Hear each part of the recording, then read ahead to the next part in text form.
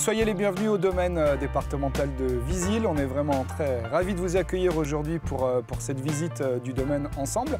Alors nous faisons partie du réseau des 11 musées départementaux et ici, au domaine de Visil, vous pourrez visiter ensuite de la visite du parc ou avant la visite du parc, le musée de la Révolution française. Alors le domaine de Visil, c'est un ensemble de à peu près 102 hectares dans lequel vous allez pouvoir admirer dans le fond du parc un parc animalier avec une collection de cervidés vraiment très intéressante.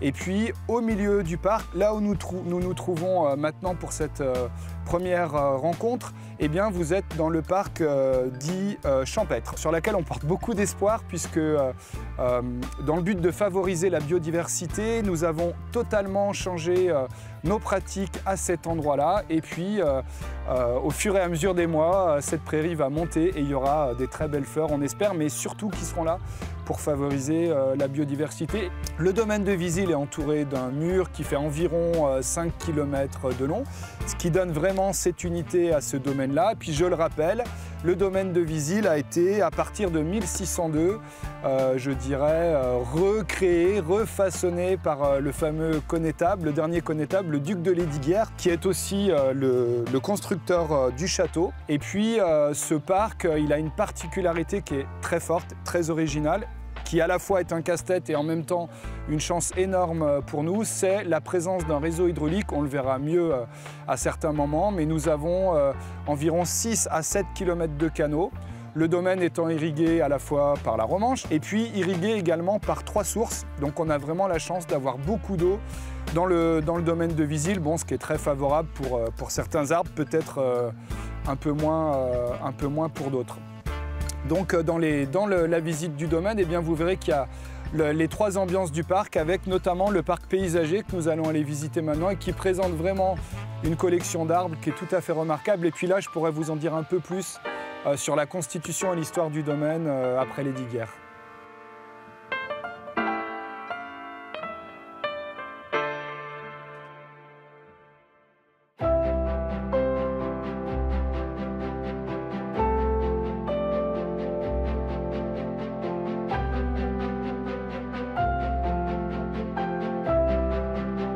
Nous sommes devant un des points les plus célèbres du domaine départemental de Visil, avec derrière moi le beau château, donc, qui est le musée de la Révolution française maintenant. Et puis vous entendez sans doute le bruit de la cascade, puisque comme on l'a dit, le réseau hydraulique est très important au domaine de Visil. Et vous avez ici cette nappe d'eau. Vous avez quelquefois la chance de voir les oies bernaches qui sont en train de se poser sur le canal ou de voir nos cygnes qui se promènent. Donc la famille Perrier, qui était donc propriétaire du château du domaine de Visil depuis 1780. À ce moment-là, la famille Perrier a décidé d'installer et de vraiment transformer, en tout cas la partie que nous voyons devant nous, en jardin dit à l'anglaise. Donc c'est-à-dire que nous avons beaucoup d'arbres qui ont été plantés, une très belle attention sur les perspectives, sur les vues, et puis je dirais des arbres assez remarquables et beaucoup de plantations assez remarquables et très intéressantes. Alors, le domaine de Visil a évolué, évidemment, tout au long du temps. Il y a des choses qui ont disparu, d'autres qu'on a dû entretenir ou qu'on a dû enlever. Mais on essaye vraiment, au domaine départemental de Visil, de garder, je dirais, cet intérêt pour le côté historique du parc.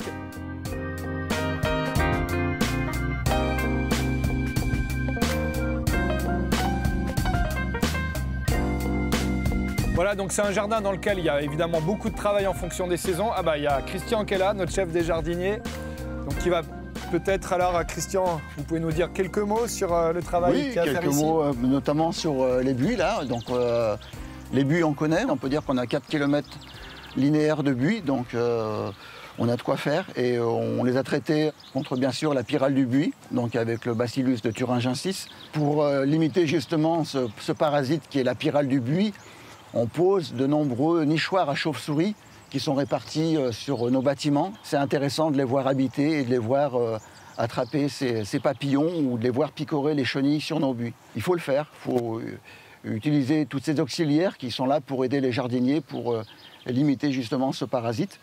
Et puis on a 2400 rosiers répartis en 2 variétés. Donc on a les Knockout là-bas et les Élodie Gossoin ici. Le Knockout, c'est une variété qui est vraiment très florifère. Jusqu'au, on va dire pratiquement aux premières gelées, elle est tout le temps en train de fleurir. Donc là, on a nos 20 taupières de if qu'on taille et c'est un travail assez méticuleux puisqu'il faut que ça soit tiré au cordeau et ça c'est la particularité d'un agent parce qu'au niveau du service on a toute notre spécialité et c'est un collègue qui aime bien peaufiner ce genre de travail, donc elles sont faites de façon nickel chaque année.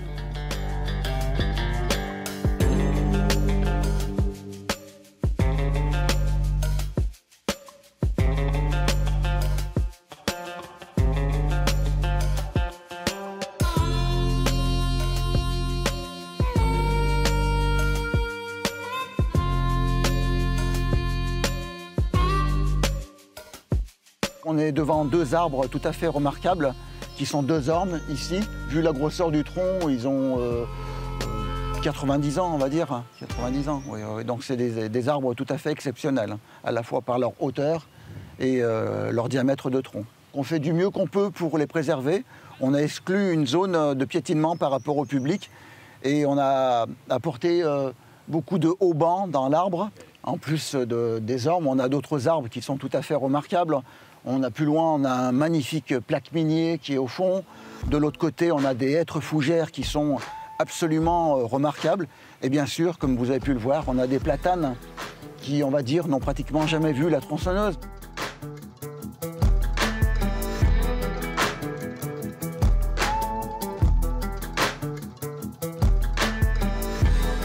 C'est une ambiance qui est recherchée par nos visiteurs, à la fois par toute cette verdure, cet espace de fraîcheur. Et en période de canicule, bien sûr, les gens sont bien sur nos pelouses, à proximité de nos cours d'eau. Et c'est un endroit qui est particulier parce qu'on a le contact des animaux avec ces bernaches à proximité, de voir ces poissons dans les cours d'eau, d'entendre les chants des oiseaux. Il y a les grenouilles qui coassent et c'est tout à fait... c'est une ambiance qui est sereine, qui est tranquille et c'est appréciable de la part de nos visiteurs.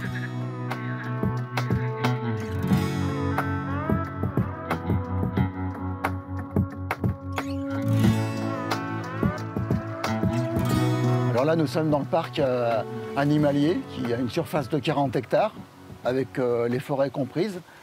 Et donc nous sommes... là, ils sont timides, mais on a nos troupeaux de cervidés qui sont répartis en 3 variétés de cervidés. On a du cerf élaphe, du cerf sika et on a du daim. Donc on a cette chance de les montrer à nos visiteurs par des chemins, puis on a une tour d'observation. Et quand on les nourrit, donc ils sont très gourmands, donc c'est un plus pour nos visiteurs de les voir d'un peu plus près. Et c'est un parc qui est en gestion dite naturelle. Donc pour la biodiversité, quand on laisse le bois mort au sol, on n'apporte pas à boire à nos animaux puisque le parc, il y a des sources à différents endroits et une eau de la filature aussi qui vient pour abreuver ces animaux.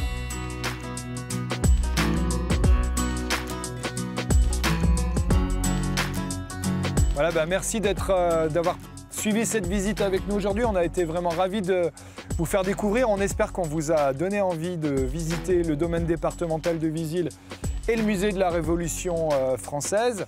Et comme ça, vous pourrez voir de visu, je dirais, derrière moi, le très bel arbre que nous apercevons, qui est le cèdre du Liban, qui est un arbre qui a sans doute plus de 200 ans et puis qui est un peu un de nos emblèmes ici. Donc on est toujours ravis de pouvoir le partager, partager cette vision avec le public.